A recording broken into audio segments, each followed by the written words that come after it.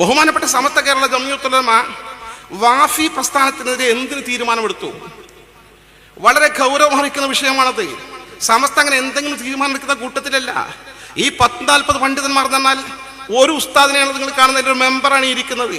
ഇതുപോലെ വന്യവയോധികരായ നല്ല പാണ്ഡിത്യമുള്ള, ഇൽമിൽ നല്ല അവഗാഹമുള്ള, നല്ല സൂക്ഷ്മതയുള്ള, ഭക്തിയുള്ള പാണ്ഡിത്യത്തിന് നിറകുടങ്ങളാണ് സമസ്ത മുശാവറയുള്ള ആളുകൾ.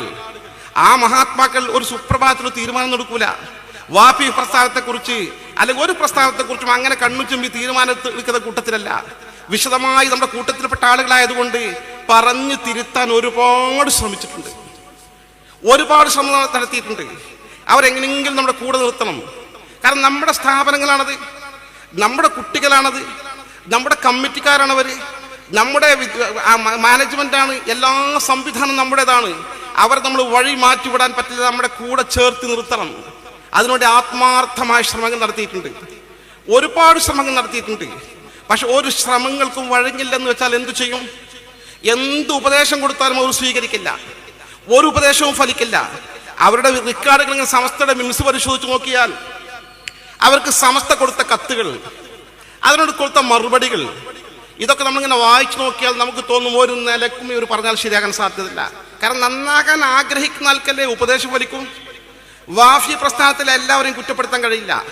നല്ല നിഷ്കളങ്കരായ ഉസ്താദുമാർ ആ കൂട്ടത്തിലുണ്ട്, നിഷ്കളങ്കരായ വിദ്യാർത്ഥികളുണ്ട്,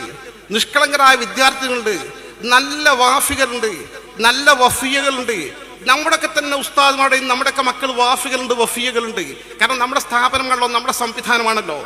പക്ഷേ നേതൃത്വം വഹിക്കുന്ന, ഇതിന് ചുക്കാൻ പിടിക്കുന്ന ചില ആളുകൾക്ക് മനസ്സിന്റെ ഉള്ളിനുള്ളിൽ ചില ദുശ്ചിന്തകളുണ്ടെങ്കിൽ ആ ചിന്തകളോട് അടിച്ചേൽപ്പിക്കാൻ ശ്രമിക്കുകയാണെങ്കിൽ അതിന് സമസ്ത കേരള ജംഇയ്യത്തിന് കൂട്ടു നിൽക്കാൻ പറ്റുമോ? സമസ്തന്റെ ഉസ്താദുമാർ കുറ്റക്കാരാവൂലേ? ആ നിലയിൽ സമസ്ത ആ കാര്യങ്ങൾ ഇടപെട്ടിട്ടുണ്ട്. ഞാൻ എൻ്റെ വിശദാംശങ്ങളിലേക്ക് പോകല്ല. എന്ത് പറഞ്ഞാലും സ്വീകരിക്കാത്ത സ്ഥിതി. ഒരു ഘട്ടത്തിൽ സമസ്ത കേരള ജംഇയ്യത്തുടെ മഹാന്മാരായ 2 പണ്ഡിതന്മാരാണ് അതിന്റെ അഡ്വൈസറി ബോർഡ് ഉണ്ടായിരുന്നത്. ഒന്ന് സയ്യിദ് മുഹമ്മദ് ജിഫ്രി മുത്തക്കോയ തങ്ങൾ, സമസ്ത അധ്യക്ഷൻ.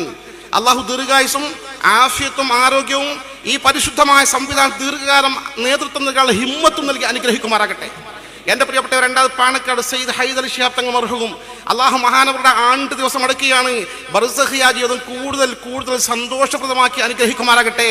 അവരൊക്കെ ബറക്കത്ത് കൊണ്ട് അള്ളാഹു നമ്മുടെ 2 വീട്ടിലും വിജയികളുടെ കൂട്ടത്തിൽ ഉൾപ്പെടുത്തി അനുഗ്രഹിക്കുമാറാകട്ടെ. ഇവരായിരുന്നു ഇതിന്റെ അഡ്വൈസറി ബോർഡായിരുന്ന 2 ആളുകൾ. മൂന്നാമതായി ജസ്റ്റിസ് ബി കമാൽ പാഷയെ അഡ്വൈസറി ബോർഡിലെടുത്തു. തിരക്കടില്ല, ഒരു സാധാരണ ജസ്റ്റിസ് നമുക്ക് അഡ്വൈസ് കൊടുക്കുന്നതിന് നല്ലതാ. ഭൗതിക കാര്യങ്ങളൊക്കെ മനസ്സിലാക്കാനും നിയമകാര്യപരമായ കാര്യങ്ങൾ ഉപദേശിക്കാനും ഒക്കെ നല്ലതാണ്. പക്ഷേ നേരത്തെ ഇതിന്റെ സെക്രട്ടറിക്കുള്ളൊരു കുഴപ്പം, ബിദ്അത്തുകാരോടുള്ളൊരു നീക്കുപോക്ക്, ഒരു അഡ്ജസ്റ്റ്മെന്റ് എന്നും അദ്ദേഹം നടത്തിക്കൊണ്ടിരുന്നു. ആ കൂട്ടത്തിൽ തന്നെ ബിദ്അഈ ചിന്തയുള്ള, ഇസ്ലാമിക ശരീഅത്തിനെതിരെ പരസ്യമായി പ്രസംഗിക്കുകയും എഴുതുകയും പ്രചരിപ്പിക്കുകയും ചെയ്യുന്ന ജസ്റ്റിസ് പി കമാൽ പാഷയെ ഇതിന്റെ അഡ്വൈസറി ബോർഡിൽ 3ാമത്തെ ആളായി എടുക്കുകയാണ്. നോക്കണം നിങ്ങൾ, പാണക്കാട് സയ്യിദ് ഹൈദർ ശിഹാബ് തങ്ങൾ കൂടെ ഇരിക്കാൻ, മഹാനായ സയ്യിദ് മുഹമ്മദ് ജിഫ്രി മുത്തുക്കോയ തങ്ങൾ കൂടെ ഇരിക്കാൻ 3ാമനായി അഡ്വൈസറി ബോർഡിൽ എടുക്കുന്നത് ഈ പറയുന്ന കമാൽ പാഷയാണ്. ആദ്യം ഉസ്താദ്മാർ എന്ത് ചെയ്തു? വളരെ മാന്യമായി അവർക്കൊരു കത്തയച്ചു. സമസ്ത മുശാവറ ഈ വിഷയം ഗൗരവപൂർവ്വം ചർച്ച ചെയ്തിട്ട് അവർക്ക് സമസ്ത കേരള ജംഇയ്യത്തുൽ ഉലമ 2021 ഒരു കത്തയച്ചു. 21 ജനുവരി 22 എന്ന് വെച്ചാൽ 2021 ആദ്യത്തിൽ സമസ്ത മുശാവറ തീരുമാനമെടുത്ത് കാര്യം ചർച്ച ചെയ്ത് അവർ കത്തയച്ചു. ആ കത്തിലെ വാചകം ഇപ്രകാരമാണ്: CIC അഡ്വൈസറി ബോർഡ് അംഗമായി തെരഞ്ഞെടുക്കപ്പെട്ട ജസ്റ്റിസ് കമാൽ പാഷ ഇസ്ലാമിക ശരീഅത്തിന് വിരുദ്ധമായി ചില പൊതുപരിപാടികൾ പരാമർശം നടത്തുകയും ബിദ്അഈകളുടെ ആശയം വെച്ചു പുലർത്തുകയും ചെയ്യുന്ന വ്യക്തിയാണെന്ന് ആക്ഷേപം നിലനിൽക്കുന്നുണ്ട്. വളരെ സൂക്ഷ്മമായിട്ട് സമസ്ത എഴുതുക, അങ്ങനെ തന്നെ തറപ്പിച്ചൊന്നും പറയുന്നില്ല. അവർ പഠിച്ച് ബോധ്യപ്പെട്ട സംഭവം അങ്ങനെ ഉണ്ട്. അതുകൊണ്ടാണ് ആ സ്ഥാനത്ത് നിന്ന് നീക്കണം, ഒഴിവാക്കണം. സമസ്ത കത്ത് കൊടുത്തു. ഒരു സാമാന്യമായ രീതിയിൽ ചിന്തിച്ചാൽ ഈ 40-40 മുശാവറ മെമ്പർമാർ ഇത്ര വിശദമായി കാര്യങ്ങൾ പഠിച്ച് ബോധ്യപ്പെട്ട് ഇയാൾക്ക് ബിദ്അഈ ചിന്തകളുണ്ട്, ഇയാൾ ഇസ്ലാമിക ശരീഅത്തിൽ പച്ചയായി എതിർ പ്രചരണം നടത്തുന്ന ആളാണ്, ഇങ്ങനത്തെ ഒരു മനുഷ്യനെ നമ്മുടെ അഡ്വൈസറി ബോർഡ് ഉപദേശിക്കാനുള്ള ആ ബോഡിയിൽ കൊണ്ടുവന്ന് വെച്ച് ശരിയല്ല, അദ്ദേഹം നീക്കം ചെന്ന് പരസ്യമായി പ്രഖ്യാപിക്കൽ സ്വകാര്യമായി അവർക്ക് കത്ത് കൊടുത്തു. എന്നാ കത്ത് അന്ന് തന്നെ സ്വീകരിക്കൽ നമ്മളൊക്കെ ചെയ്യാം. സമസ്തന്റെ ഒരു കീഴ്ഘടകമാണെങ്കിൽ, സമസ്ത അംഗീകരിക്കുന്ന സ്ഥാപനമാണെങ്കിൽ, സമസ്ത അംഗീകരിക്കുന്ന വിദ്യാഭ്യാസ ഏജൻസിയാണെങ്കിൽ അത് കയ്യും നീട്ടി സ്വീകരിക്കൂലേ? ഓ ശരി ഉസ്താദ്, ഞങ്ങൾക്ക് തെറ്റുപറ്റിപ്പോയതാണ്. ഇവർ കൊടുത്ത മറുപടി എന്താണോ? 2021 ജനുവരിയിൽ കൊടുത്ത കത്തിന് മറുപടി 2021 ഏപ്രിൽ മാസത്തിലാണ് കൊടുക്കുന്നത്. ഫെബ്രുവരി, മാർച്ച്, ഏപ്രിൽ 2 മാസം കഴിഞ്ഞ് 3-ാമത്തെ മാസത്തിലായി കത്ത് കൊടുക്കുന്നത്. എന്താ കത്തിലെ മറുപടി? നിങ്ങൾ മനസ്സിലാക്കിയ ശരിയല്ല എന്നാ സമസ്തനോട് പറയാൻ പോകുന്നത്. അത് അവരുടെ കത്തിന്റെ അതേ വാചകം ഞാൻ നിങ്ങളെ വായിച്ചു കേൾപ്പിക്കാം. അദ്ദേഹം ഇസ്ലാമിക ശരീഅത്ത് വിരുദ്ധ ബിദഈ ആശയങ്ങൾ വെച്ചു പുലർത്തുന്നില്ലെന്ന് അദ്ദേഹത്തെ നാമനിർദ്ദേശം ചെയ്യുന്നതിന് മുമ്പും ശേഷവും ചോദിച്ച് മനസ്സിലാക്കിയിട്ടുണ്ട് എന്നാ മറുപടി. ഉസ്താദ്മാരെ കാര്യം മനസ്സിലായിട്ടില്ല.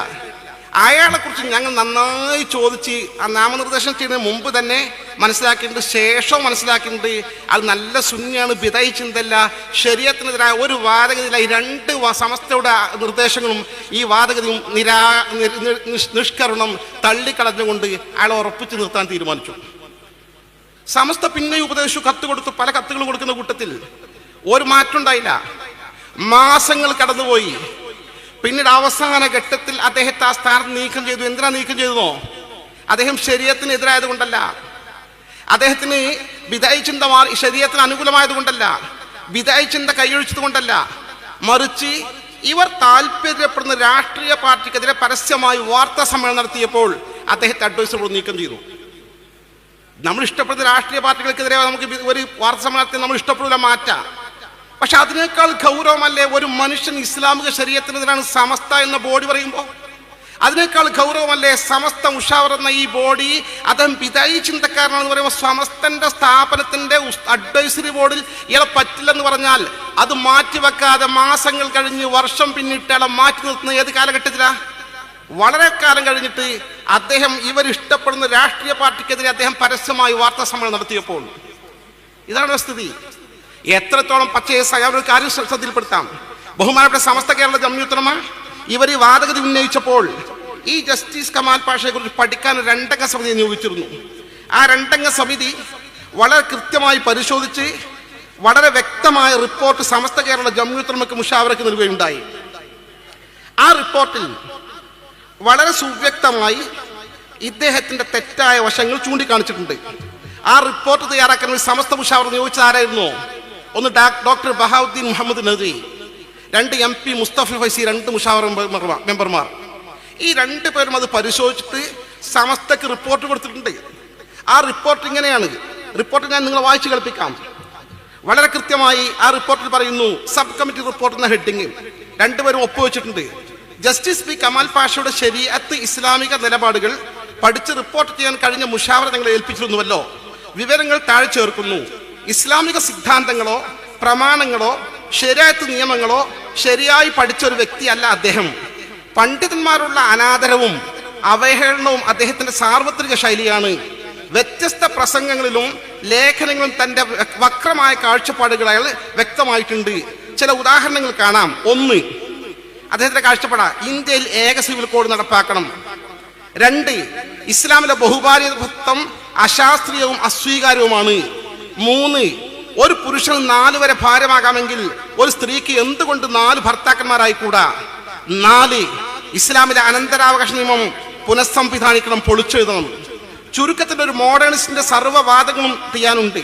ഇയാളെ നന്നായി അറിയുന്ന എറണാകുളത്തിലെ വക്കീലാണ് ഈയിടെ അന്വേഷിച്ചപ്പോഴും മേൽപ്പറഞ്ഞ ആ കാര്യങ്ങൾ ശരിവെക്കുന്ന മറുപടിയാണ് ലഭിച്ചത്.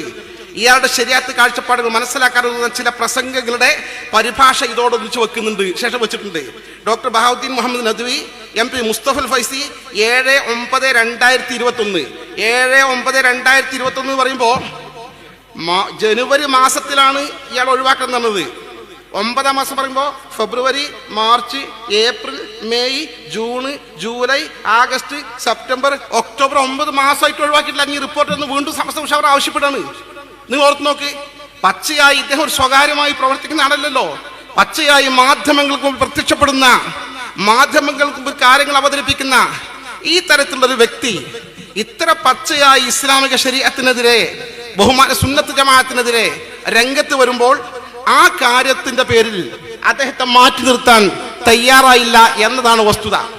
ഇതുമായി ബന്ധപ്പെട്ട് അദ്ദേഹം നിരവധി വാർത്താ സമ്മേളനം നടത്തുന്ന അദ്ദേഹത്തിന്റെ ആശയഗതികൾ ഒരു ഇംഗ്ലീഷ് പത്രത്തിൽ അദ്ദേഹത്തിന്റെ വാർത്ത റിപ്പോർട്ട് ചെയ്യുന്ന വാചകം നീണ്ട അദ്ദേഹത്തിന്റെ പ്രസംഗം റിപ്പോർട്ട് ചെയ്തിട്ടുണ്ട്. ഇത്തരം ആളുകൾക്ക് വാർത്താ വാല്യൂ വളരെ കൂടുതൽ കിട്ടും. ഇങ്ങനെയാണ് ആ പത്രത്തിന്റെ വാർത്തയുടെ തുടക്കം തന്നെ. New Delhi, if Muslim men can have 4 wives, then why not women ask a judge in Kerala? ഒരു മുസ്ലിം പുരുഷന് അല്ലെങ്കിൽ മുസ്ലിം പുരുഷന്മാർക്ക് 4 ഭാര്യമാരെ സ്വീകരിക്കാമെങ്കിൽ എന്തുകൊണ്ട് എന്തുകൊണ്ട് സ്ത്രീകൾക്ക് 4 ഭർത്താക്കന്മാരെ സ്വീകരിച്ചുകൂടാ? ഇത് ചോദിക്കുന്നത് ജഡ്ജ് ഇൻ കേരള, കേരളത്തിലെ ഒരു ജഡ്ജിയാണ്. അദ്ദേഹം ജഡ്ജിയായ കാലത്ത് നടത്തിയ വാർത്താ സമ്മേളനത്തിലെ പ്രസംഗത്തിന്റെ ഭാഗങ്ങളാണിത്. ഈ തരത്തിലുള്ള ഒരു മനുഷ്യനെ അഡ്വൈസറി ബോർഡിൽ നിന്ന് ഒഴിവാക്കണമെന്ന് പറഞ്ഞിട്ട് പോലും ഒഴിവാക്കാൻ തയ്യാറാകാത്ത ഈ നിലയുടെ ധാർഷ്ട്യം കാണിക്കുന്ന ശൈലി ഇതെല്ലാ രംഗത്തും പ്രകടമാണ്. സുന്നത്ത് ജമാഅത്തുമായി ബന്ധപ്പെട്ട വിഷയത്തിലും ഇങ്ങനെ തന്നെയാണ്. ബിദഈ ചിന്തകളുമായുള്ള ഒരു വിട്ടുവീഴ്ചയില്ലാത്ത മനോഭാവം സമസ്ത സ്വീകരിക്കുമ്പോൾ ബിദഈ ചിന്തകളുമായി കോംപ്രമൈസിൽ പോകുന്ന ഒരു സംവിധാനവും ആ നിലയിൽ കുട്ടികളെ വാർത്തെടുക്കുന്ന രീതികളും അദ്ദേഹം ആവിഷ്കരിച്ചു. ധാരാളം ഉദാഹരണങ്ങൾ കാണാൻ കഴിയും. ഞാൻ സാമ്പിൾ ചില കാര്യങ്ങൾ പറയാം, സാമ്പിൾ മാത്രം. ഇപ്പൊ അതിന്റെ ജനറൽ സെക്രട്ടറി നിങ്ങൾക്കറിയാം, സമസ്തയെ നീക്കം ചെയ്തിട്ടുണ്ട്. ഈ ജനറൽ സെക്രട്ടറിക്കുള്ള ഒരു കുറ്റം എന്താ? സമസ്ത എല്ലാ തീരുമാനങ്ങളും ലംഘിക്കുകയും ഉപദേശങ്ങൾ അംഗീകരിക്കാതിരിക്കുകയും ചെയ്യുന്നതോടൊപ്പം ഇത്തരം ബിദഈ ചിന്തകൾ വെച്ചു പുലർത്തുക എന്നുള്ളതാണ്. നിങ്ങൾക്കറിയാം, ഇദ്ദേഹം സ്ഥിരമായി ജമാഅത്ത് മുജാഹിദ് വിഭാഗങ്ങളുടെ പരിപാടികൾ പങ്കെടുക്കുകയും പങ്കെടുക്കാൻ ശിഷ്യന്മാരെ പറഞ്ഞയക്കുകയും ചെയ്ത കൂട്ടത്തിലാണ്. എങ്ങനെയാണ് സമസ്തയ്ക്ക് ചോദിച്ചു പോവുക? സ്വന്തം മരുമകനെ ബിദഈ പ്രസ്ഥാനത്തേക്ക് പോയതിന്റെ പേരിൽ മകളുടെ തൊലാക്ക് വാങ്ങിയ കുട്ടിയുള്ള മകളുടെ തൊലാക്ക് വാങ്ങിയ സമസ്തയുടെ പണ്ഡിതന്മാരെ പാരമ്പര്യ ഒരു ഭാഗത്ത് നിലനിൽക്കുമ്പോൾ ആ ബിദഈ പ്രസ്ഥാനത്തോടൊപ്പം താൻ പഠിപ്പിക്കുന്ന സമസ്തയുടെ മക്കളെ അവരുടെ ക്ലാസ്സുകളിലേക്ക് പറഞ്ഞയക്കുകയും അത്തരം ജമാഅത്തുകാരെ ഇങ്ങോട്ട് കൂട്ടിക്കൊണ്ടുവരികയും അവരുടെ പരിപാടികൾ നേരിട്ട് പോവുകയും ചെയ്യുന്ന ഒരു ജനറൽ സെക്രട്ടറിയാണ് ഇത് കൈകാര്യം ചെയ്യുന്നതെങ്കിൽ അപകടകരം. എന്റെ സഹോദരന്മാരെ, ഇത് ഒറ്റപ്പെട്ട സാമ്പിളല്ല. ഏറ്റവും അവസാനം സമസ്ത ഇങ്ങനെയൊക്കെ പറഞ്ഞിട്ടും കൃത്യം ഒരു മാസമായിട്ടുള്ളൂ. കഴിഞ്ഞ 23-ാം തീയതി ഡിസംബർ 23-ന് ഈ തൊട്ടടുത്ത പ്രദേശമാണ് വളവന്നൂർ അൻസാർ കോളേജ്. അറിയുന്ന ആളുകൾക്കറിയാം, മുജാഹിദ് പ്രസ്ഥാനത്തിന്റെ കോളേജാണ്. ആ മുജാഹിദ് പ്രസ്ഥാനത്തിന്റെ കോളേജിൽ അദ്ദേഹം അവിടെ നടത്തിയ ഖുർആൻ സമ്മേളനത്തിൽ ഒരു ഭൗതിക വിഷയത്തിലല്ല, മുജാഹിദ് പ്രസ്ഥാനം ഖുർആൻ സമ്മേളനം നടത്തുകയാണെങ്കിൽ എന്തായിരിക്കും അവിടെ നടക്കുക നമുക്കൊക്കെ അറിയാം. എന്തായിരിക്കും ഉത്ബോധനം നടത്തുക എന്നുള്ളത്. ആ ഖുർആൻ സമ്മേളനത്തിൽ അദ്ദേഹം പ്രസംഗിച്ചു എന്ന് മാത്രമല്ല, അദ്ദേഹം മാത്രമാണ് സുന്നിന്റെ പ്രതിനിധി. രണ്ടാമത്തെ സുന്നി ആ സമ്മേളനത്തിൽ പങ്കെടുത്തായിട്ട് എന്റെ അറിവില്ല. മതപണ്ഡിതന്മാരുടെ കൂട്ടത്തിൽ നിന്ന് വേറെ പ്രതിനിധി അവിടെ ഇല്ല. അദ്ദേഹം മാത്രമാണ് സുന്നി. ആ പരിപാടിയിൽ ഈ നിലയിൽ അദ്ദേഹം എല്ലാ സമസ്തയുടെ വിലക്കുകളും സുന്നി ആദർശങ്ങളും ലംഘിച്ചുകൊണ്ട് മുജാഹിദ് പണ്ഡിതന്മാരുടെ കൂടെ പ്രസംഗിച്ചത് കൃത്യം ഒരു മാസം മുമ്പ് മാത്രമാണ്. ഞാൻ നിങ്ങൾ വായിച്ചു കേൾപ്പിക്കാം. ആ പരിപാടിയിൽ 1-ാമത്തെ സ്ഥാനം അദ്ദേഹത്തിന് കൊടുത്തിട്ടുണ്ട്. 2-ാമതായി പ്രൊഫസർ NV അബ്ദുറഹ്മാൻ, അരീക്കോട് മുജാഹിദ് പ്രസ്ഥാനത്തിന്റെ കോളേജുകളുടെ മാനേജറാണ് അദ്ദേഹം. MM അക്ബർ മുജാഹിദ് ടോപ്പ് ലീഡറാണ്, നിങ്ങൾക്കറിയാം. ഡോക്ടർ ജമാലുദ്ദീൻ ഫാറൂഖി മുജാഹിദ് പ്രസ്ഥാന ടോപ്പ് ലീഡറാണ്. മുഫ്തി മുഹമ്മദ് മുസ്ലിമിൽ, PK ജമാൽ, കുഞ്ഞു മുഹമ്മദ് ബദരി പറപ്പൂർ, മുസ്തഫ തൻവീർ, ഇവരൊക്കെ അറിയപ്പെട്ട മുജാഹിദ് പ്രസ്ഥാനത്തിലെ പണ്ഡിതന്മാരും പ്രഭാഷകന്മാര്. ഇതോടൊപ്പം ഒരേ ഒരു സുന്നി പണ്ഡിതനെ പ്രസംഗിച്ചുകൊണ്ട് അവരുമായി സഹകരിച്ചു പോകുമ്പോൾ നമുക്ക് എങ്ങനെ അംഗീകരിക്കാൻ സാധിക്കും? സമസ്തനെ കുറ്റം പറയാൻ പറ്റുമോ? ഇത് ആദർശ സമയത്തിൽ കുഴപ്പമുണ്ടാക്കാന്ന് പറയാൻ പറ്റുമോ? ഇതേ ഫൈസി പ്രിൻസിപ്പാളായ വളാഞ്ചേരി മർക്കസിൽ അദ്ദേഹത്തിന്റെ അസിസ്റ്റന്റ് മറ്റൊരു ഫൈസി എല്ലാ വർഷവും തന്റെ നാട്ടിലെ മുജാഹിദ് സമ്മേളനത്തിൽ പ്രസംഗിക്കും. ഇത് നിസ്സാര വിഷയമാണോ? താനൂരിലാണത്. മുജാഹിദ് പ്രസ്ഥാനത്തിൽ പോയിട്ട് അവരെ പരിപാടിയിൽ നമ്മുടെ ഒരു ഫൈസി, അതും നമ്മുടെ കുട്ടികൾക്ക് പഠിപ്പിക്കുന്ന ദീൻ പഠിപ്പിക്കുന്ന സുന്നത്ത് ജമാഅത്ത് പഠിപ്പിക്കുന്ന ദീർഘകാലത്തെ വൈസ് പ്രിൻസിപ്പാളായി സേവനം ചെയ്യുന്ന ഈ ഒരു ഫൈസി അവരെ കൂടുതൽ പ്രസംഗിച്ച് അനുകൂലമായി പ്രസംഗിക്കുമ്പോൾ ഈ കുട്ടികൾക്ക് നൽകുന്ന മെസ്സേജ് എന്താണ്? കാളികാവ് PG ക്യാമ്പസിൽ അവിടെ പഠിപ്പിക്കാൻ ജമാഅത്തുകാരനെ അധ്യാപകനെ നിശ്ചയിച്ചു. പിന്നെ രാജിവെച്ചപ്പോൾ അദ്ദേഹം നേരെ പോയി ആലുവയിലെ ജമാഅത്ത് ഇസ്ലാമിന്റെ കോളേജിൽ പോയി ചേർന്നു. എന്നാണ്ട് ഒഴിവാക്കുന്നത് അറിഞ്ഞുകൊണ്ടത് ഇക്കഴിഞ്ഞ അവരുടെ ഫെസ്റ്റിവലിൽ ഇതേ ജമാഅത്ത് മൗലവിനെ എറണാകുളത്ത് അവർ പങ്കെടുപ്പിച്ചു. കാരണം കൈയൊഴിച്ചിട്ടില്ല. സുന്നി മുജാഹിദ് ജമാഅത്ത് കൂട്ടുകെട്ട് വേണം, അങ്ങനെ വിഭാഗീയത വേണ്ട. മുജാഹിദ് ജമാഅത്തിന്റെ ശാഖാപരമായ അഭിപ്രായ വ്യത്യാസമാണ്. അങ്ങനെ കൈയൊഴിക്കേണ്ട ആവശ്യമില്ലെന്നൊരു സംസ്കാരം മുസ്ലിം ജനസമൂഹത്തെ സുന്നത്ത് ജമാഅത്തിന്റെ മക്കളെ പഠിപ്പിച്ച് വഴിതെറ്റി നിൽക്കുന്ന ഈ പ്രവണതയ്ക്ക് നമ്മൾ കൂട്ടു നിൽക്കാൻ സാധിക്കും. സഹോദരന്മാരെ, ഈ തരത്തിൽ നൂറുകണക്കിന് ഉദാഹരണങ്ങളുണ്ട്. അവിടെ പഠിച്ച കുട്ടികൾക്കറിയാം, നമ്മുടെ കുട്ടികൾ ആ കൂടുതൽ പഠിച്ച് പുറത്തു പോന്നിട്ടുണ്ട്. അവർ പറയുന്ന 100,000 അനുഭവങ്ങളുണ്ട്. ഈയിടെ വയനാട്ടിൽ അവിടെ വഫിയ കോളേജിന്റെ അധ്യാപകൻ കൃത്യമായി ഫേസ്ബുക്ക് പോസ്റ്റ് എഴുതി. ഇപ്പൊ ഒരു മാസം മുമ്പാണ് ഫേസ്ബുക്ക് പോസ്റ്റ് എഴുതിയത്, ജുമാന്റെ ഖുത്ബയുള്ള വിവാദം നമ്മൾ ഒഴിവാക്കണം. ജുമാന്റെ ഖത്തീബ് മിമ്പറിൽ കയറട്ടെ, മിമ്പറിൽ കയറി മലയാളത്തിൽ നന്നായി പ്രസംഗിക്കട്ടെ. പ്രസംഗിച്ച അവസാനം 2-3 വാചകങ്ങൾ 1 മിനിറ്റ് കൊണ്ട് നമുക്ക് അറബി പറയാം. എന്നാൽ മുജാഹിദും തർക്കണ്ടാവില്ല, സുന്നിക്കും തർക്കണ്ടാവില്ല, ജമാഅത്തും തർക്കണ്ടാവില്ല. മിമ്പറിൽ കയറി നല്ലൊരു പ്രസംഗം ഫസ്റ്റ് നടത്തുക, അതാണ് കാലഘട്ടത്തിന്റെ ആവശ്യമെന്ന് ഉസ്താദ് പഠിപ്പിക്കുമ്പോൾ കുട്ടികളുടെ അവസ്ഥ വിശേഷം എന്തായിരിക്കും? ഞാൻ തീർപ്പിക്കുന്നതിനാണ് പ്രിയങ്കരനായ അബ്ദുസ്സലാം ബാക്കി ഉൾപ്പെടെയുള്ള നേതാക്കളോട് എത്തിച്ചേർന്നിട്ടുണ്ട്. ഈ തരത്തിൽ സുന്നത്ത് ജമാഅത്തിന്റെ വിഷയത്തിൽ വിട്ടുവീഴ്ച നിലപാട് സ്വീകരിക്കുക. അതിലേറെ മാരകമാണ് ജമാഅത്തെ ഇസ്ലാമിയുമായി ബന്ധപ്പെട്ട ഈ ഒരു നിലപാട്. മുജാഹിദും ജമാഅത്തും രണ്ടുള്ള വ്യത്യാസം എന്താ? മുജാഹിദ് കർക്കശാണ്, നിലപാട് വിട്ടുവീഴ്ച തുറന്നൽ വെട്ടിത്തുറന്ന് പറയും. ജമാഅത്ത് അഴകുഴമ്പൻ സമീപന, അങ്ങോട്ടും നിൽക്കും ഇങ്ങോട്ടും നിൽക്കും, ഉള്ളിൽ നല്ല ആശയം ഉണ്ടാവും, തന്ത്രപരമായി പ്രതിഫലിപ്പിക്കും. ഈ ജമാഅത്ത് ആശയത്തും ഈ ആശയങ്ങളാണ് ഇദ്ദേഹത്തിന് സ്വാധീനിച്ചിരിക്കുന്നത്. അതിനൊരുപാട് പശ്ചാത്തലങ്ങളുണ്ട്. ഇതേന്റെ ഒരേയും മറ്റൊരു പതിപ്പാണ് ബ്രദർഹുഡ്, മുസ്ലിം ബ്രദർഹുഡ് എന്ന് പറയുന്ന ലോകത്തറിയപ്പെട്ട തീവ്രവാദ സംഘടന. ആ തീവ്രവാദ സംഘടനയുടെ പുസ്തകങ്ങൾ പോലും സിലബസിൽ ഉൾക്കൊള്ളിച്ചുകൊണ്ട് പഠിപ്പിച്ചു പറഞ്ഞ നിസ്സാര വിഷയമാണ്. കുറച്ച് ഗൗരവമുള്ള കേസല്ലത്.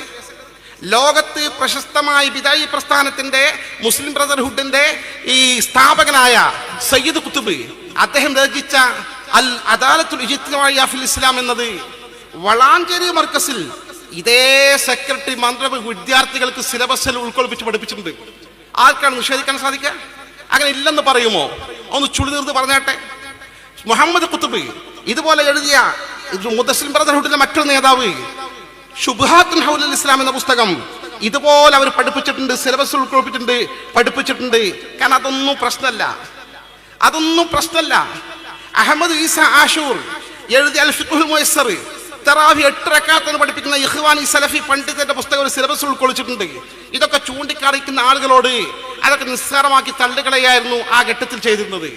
ഇത്തരം ഒരു സംവിധാനം നമുക്ക് അംഗീകരിക്കാൻ കഴിയുമോ? സുന്നികൾ നിഷ്പക്ഷമായി ചിന്തിക്കുക.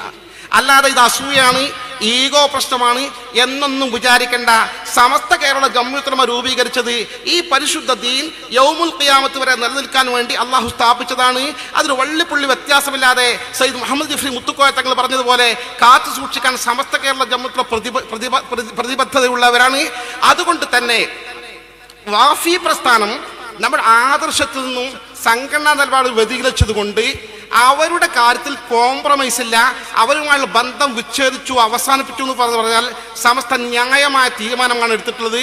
ആ സമസ്ത കേരള ജംഇയ്യത്തുൽ ഉലമ ഈ വിധത്തിൽ കേരളീയ മുസ്ലിം സമൂഹത്തിൽ കഴിഞ്ഞ 99 വർഷക്കാലം ഏതൊക്കെ പ്രസ്ഥാനത്തെക്കുറിച്ചാണോ, ഏതൊക്കെ വ്യക്തികളെ കുറിച്ചാണോ, ഏതൊക്കെ വിഭാഗങ്ങളെ കുറിച്ചാണോ എന്തൊക്കെ തീരുമാനങ്ങൾ എടുത്തുണ്ടോ ആ തീരുമാനങ്ങളൊക്കെ മുസ്ലിം ഉമ്മത്ത് കൈനീട്ടി സ്വീകരിച്ചതുപോലെ ഇൻഷാ അല്ലാഹ് ഈ വിഷയത്തിലുള്ള തീരുമാനവും അംഗീകരിക്കുക തന്നെ ചെയ്യും എന്ന കാര്യത്തിൽ ഒരു സംശയവുമില്ല.